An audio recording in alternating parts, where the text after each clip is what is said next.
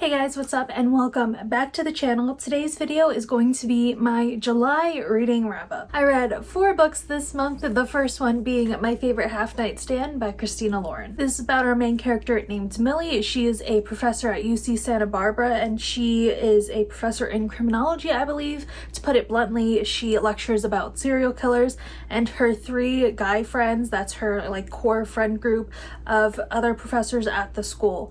And they all decide that since they're chronically single, not that I know anything about that, and that there's a university gala event coming up, that they would all create online dating profiles together in order to get dates to this event, so they don't have to go by themselves or go as a friend group. Although I don't really see what's wrong with going as a friend group to an event, but that being said, Millie is not getting that much traction compared to her friends on the original dating profile she creates, so she creates this alter ego for herself, and through that alter ego she actually matches with her best guy friend there, Reed. And these two have always been closer than the rest of the friend group. And it's through this persona that Millie and Reed really get to know each other on a much deeper level. Yes, they are best friends, but Millie has a hard time opening up to people, so through her alter ego she is able to open up to Reed about her personal problems and family and all of that. So it's only a matter of time for Millie to either tell Reed that this person he's been talking to online is actually his best friend, or he figures it out for himself. I went into this already knowing that I was probably going to give it at least 3 stars because Christina Lauren, they're one of my favorite romance authors. I've loved everything that they've read so far, but I didn't think that My Favorite Half-Night Stand was going to be one of my favorite books by them, but it is, and it honestly shocked me how much I loved it. And not to judge a book by its cover or the title in this case, but I wasn't expecting as much emotional depth and growth for Millie that I ended up getting and really loved, because I related to a lot of her problems, one being that she has a problem sharing her emotions. She really keeps everything bottled up and can't talk to people about her problems. I definitely recognize that within myself, and just the fact that Millie's mom has passed and that her dad has Parkinson's, which I kind of talked about in one of my vlogs if you watch that. But all of these emotional notes just kept hitting. I was like, ooh, this girl could literally be me. Although I don't think I would ever teach criminology in a college setting or any setting. I'm not one of those girls who is really into true crime, not to go off topic or anything. And while her decision-making process bothered me so much at points, it was really annoying. I'm like, girl, just tell him.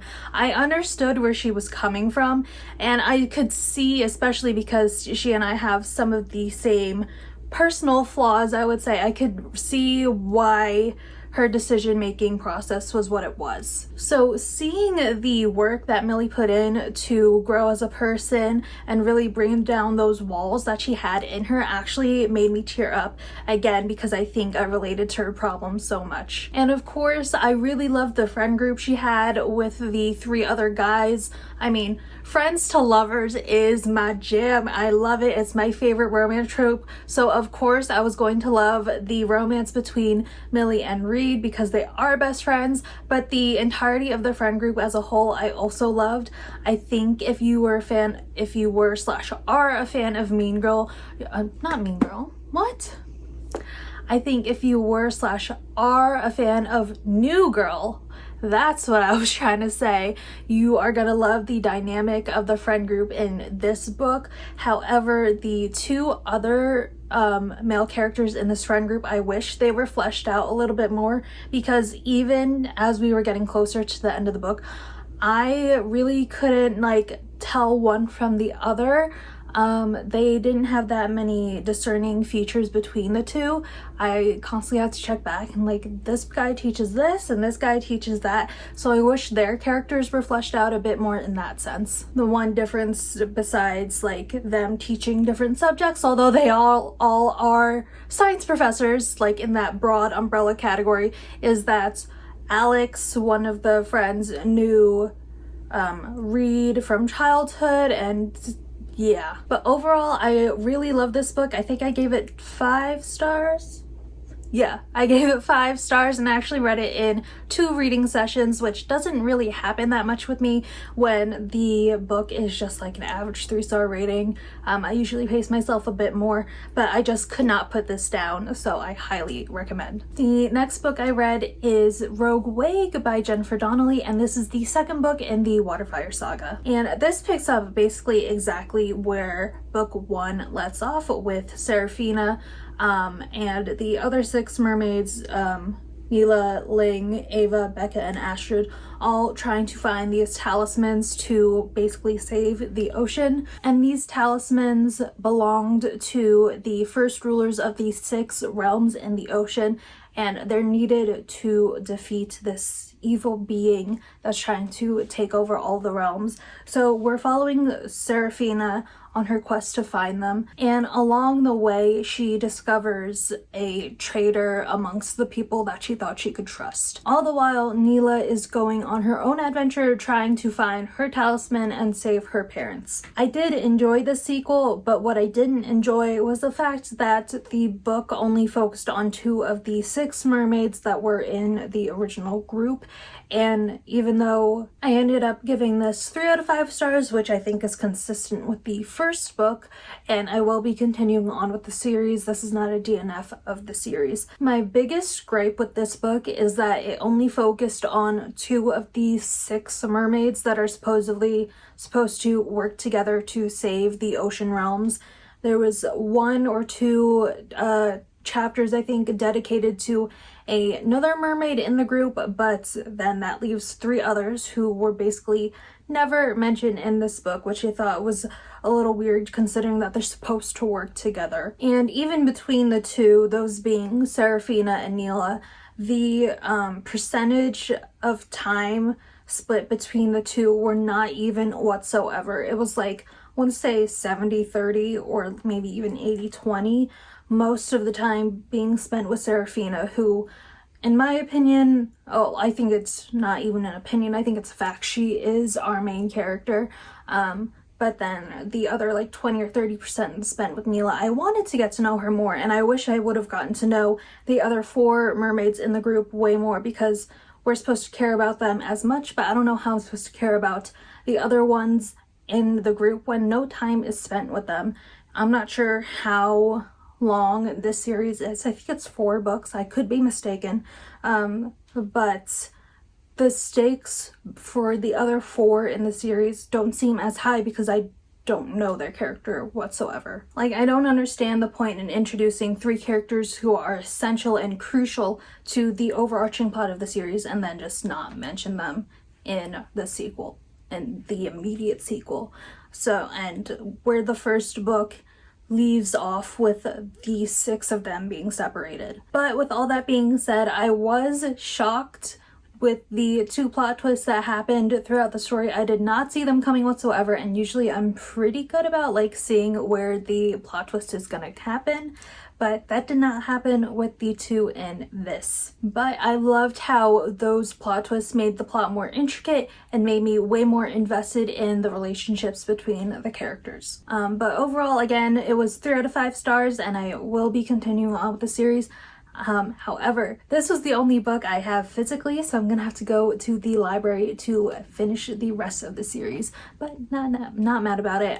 I was planning on getting my library card anyway. The 3rd book I read is The Midnight Library by Matt Haig. This is about our main character Nora, who finds herself in the brink between life and death, and that is where the Midnight Library comes into play. It's like, I don't want to say purgatory per se, but it's like this holding area between life and death where you could choose to live a new life, and if you don't find a new life that you like, you die. That was like my understanding of it. And all of the books in the Midnight Library are other lives you could have led if you had made different decisions, such as like if you had a different career than the one that you currently had, or if you had stayed friends with a certain person, So kind of contributing to the whole like what if questions that you have in life. And through reading these books, I'm gonna say reading in air quotes, because as Nora reads each book, she experiences life through the Nora that is in that life, if that makes sense. So like she opens the book and is immediately, her consciousness is transferred from the Nora in the Midnight Library to the Nora in the like other self that she's reading about, if that makes sense. It's kind of like a multiversal weirdness thing, but it makes sense when you read it. And if through reading one of these books you find a life that you love, you can stay living that life. However, if at any point when you're experiencing these other lives and reading them, so to say, and you find yourself filled with regret or what ifs, you are transported back to the Midnight Library. I related to our main character of Nora a lot with her big book of regrets and like things she should have done, things she didn't do, things she should have had done, things she whatever, you know, all those what ifs that you have in life. I related to a lot of that with Nora, and reading her journey definitely brings you on a roller coaster of emotions, but ultimately I was left feeling, I think my wording on my Goodreads was unburdened. I didn't feel all the way hopeful, but definitely unburdened by my doubts and regrets. And I think the book was ultimately successful in delivering its message of like finding your purpose in life. I just think it was very monotonous at points, and I kind of wanted the book to be wrapped up faster than it was. And this is a short book, so that's really saying something. I will say how the book is set up, where you experience all of these other lives Nora could have led, is not my favorite plot device that is used for books slash movies, TV shows, what have you, where people live out what ifs in their life. They're not my favorite to read or experience, like ones like Groundhog Day, where they're living the same day over and over again until they make like the right decisions or what have you. Or like I think Gail Forman had one, what was it called? If I Stay. No, not that one. I don't remember. I'll put it here once I remember. They're not my favorite because I find it very monotonous to go through the same thing over and over again. Because while I think it's effective having the character experience other lives and kind of reversing the regrets that they had, I'm kind of like, we get the points, now let's move on to the next one. And I think that's what makes it so monotonous for me. So for my personal reading taste, it could have been wrapped up a lot sooner, and this is a short book, so I feel like that's saying something. It's only like a little over 250 pages, and some of the chapters are pretty short. But that being said, again, I think it was successful in delivering its message of finding your purpose. The last thing I'll say about this, and again, this is so dependent on what your reading taste is. I don't think this was specifically for my reading taste, and like after reading it, I know now, is that the final couple of chapters got super preachy at the end, like very self-help book-esque. It felt a little too cheesy, a little too corny for my tastes, especially because we had gone with Nora throughout her journey of finding her life purpose, or even her trying to figure out her life purpose together. So I don't think it was totally necessary to have full paragraphs being like, I'm gonna find my purpose in this world. Yes, we know that because you already lived through all your experience at the Midnight Library to end up where you were. But I can see how other people would take a lot away from specifically those last chapters in the book, and why it was so hyped and so favorited by so many. I feel like me talking about all the things that I didn't like about the book is coming off that I didn't like the book at all. I still gave it 3.5 out of 5 stars, but the format of the book and how it delivers its message was just not for me. And last but not least, the final book I read in January was The Chase by Elle Kennedy. If you can just tell from the smile on my face, I love this book so much. I gave it 5 out of 5 stars. This is the first book in the Briar You series, and it is about our main character Summer and her love interest Fitz. This is a grumpy sunshine romance. and just, oh, I ate it up. So obviously before you read The Chase, you should read all of the Off-Campus series. Summer is the little sister of Dean De Laurentiis, who book number 3 in the Off-Campus series focused on. Summer has now transferred over to Briar University after an incident at Brown that caused her to be kicked out. So Summer is really just looking for a fresh start. But of course, it can't be that simple for Summer. She ends up having to move in with Fitz and 2 other players on the hockey team in their off-campus apartment, which is the one that Dean stayed in the off-campus series. So just little tidbits right there from the first series, which I absolutely loved. The chemistry between the 2 is eminent from the first page of the book, but Fitz is really trying to avoid Summer because he thinks that getting into anything with her is just going to cause him trouble. But of course, Summer is Summer, and there's just something so magnetic about her, and there's only so much avoiding you can do with a person when you live together. I mean, what can I say, guys? I absolutely loved this book. I love being back in this world. I think starting it off with a character as bubbly as Summer for the spin-off series to Off-Campus was such a smart move on Elle Kennedy, because I don't know if anyone else is like this, but I get so apprehensive and anxious starting a spin-off series, because in the back of my head I'm always like, am I going to love this as much as I love the first one? And I definitely do. I also have clips in a vlog. It's probably my most recent vlog that I posted of me reading The Chase. And it just, Elle Kennedy's writing just, I think, is so hilarious. I think she hits those humorous notes really well, and balancing those out with the more emotional sides and the more serious sides of it. And I appreciate that any chance she gets, Elle Kennedy mentions One Direction or Harry Styles. She is a girl after my own heart. Summer is definitely a girl's girl, and I love that even though she is this rich blonde sorority girl who people would normally deem as like the mean girl or whatever, she is just the sweetest person alive. And one of my favorite scenes is actually when she meets her best friend Brenna. It's just like the chemistry between those two just jumped off the pages, and right away when Brenna was introduced, I'm like, oh, you guys are gonna be best friends. And Brenna is actually the main character of the book after it, which I'm reading right now, The Risk. The one qualm I have with The Chase, which I understand why Elle Kennedy did it because it is more realistic, is that by the end of the book, some characters did not end up making up. You could tell that their relationship has been changed forever because of Summer and Fitz's relationship together.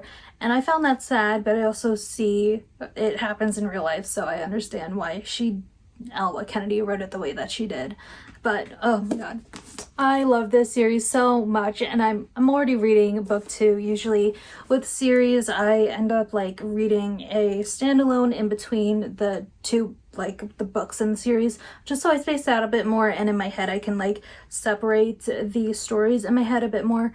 But I just couldn't do that with with the Briar U series. So if that tells you anything about how much I love The Chase, then there you go. But that is it for me, guys. Let me know in the comments down below if you've read any of these books, or if I've inspired you to read any of these books. Please read the Off-Campus / Briar U series. I'm telling you, it's so good. But if you want to see more of me, all my social media is linked down below, and don't forget to hit that subscribe button. Other than that, I hope you have a wonderful morning, noon, night, or day wherever you are in the world, and I'll see you in the next one. Bye!